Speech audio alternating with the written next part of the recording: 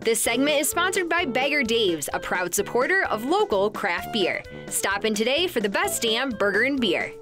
Hey, it's Shannon Long, and today I'm celebrating Oktoberfest at Bagger Dave's with my favorite drinking buddies, Richie and Nick. But before we get drinking, I need to teach you two about the origins of Oktoberfest. Yeah. Oktoberfest began in 1810 when the Crown Prince of Bavaria, Louis, married this chick, Therese. To celebrate, they invited all of Munich to attend a party. This party was so banging that they decided to make the celebration an annual event. It is a common misconception that most of Oktoberfest occurs in October.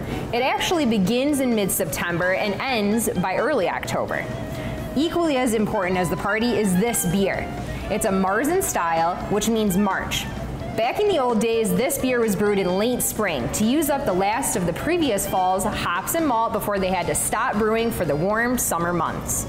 They consumed the last of the Marzen style beer at Oktoberfest to also celebrate that they were finally able to brew again in the fall.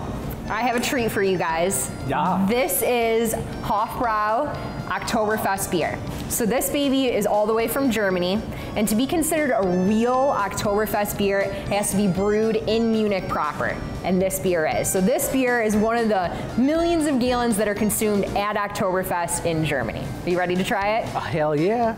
So there's almost no hop bitterness. So creamy, so clean, but just a little sweetness.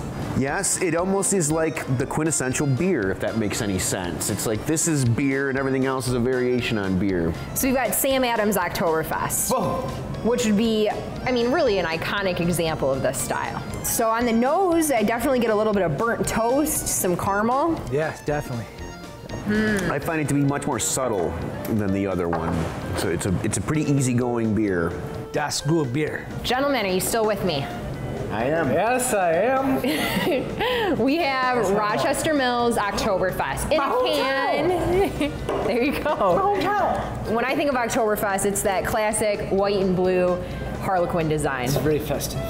Gentlemen, we have, oh, you guys are all done already? I was gonna do a prost. Sorry, I'm a drunkard. Here. All right, so last but not least, we have Great Lakes Brewing Company. They're out of Cleveland, Ohio. Right. So this beer, though, comes with some serious hardware. Okay. It's won 4 silver and gold medals at the World Beer Championship. Wow.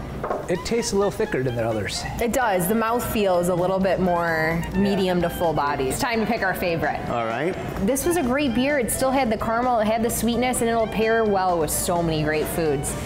I think for me, the Hofbrau was the winner. Next up, we have Rochester Mills. I'm a homer.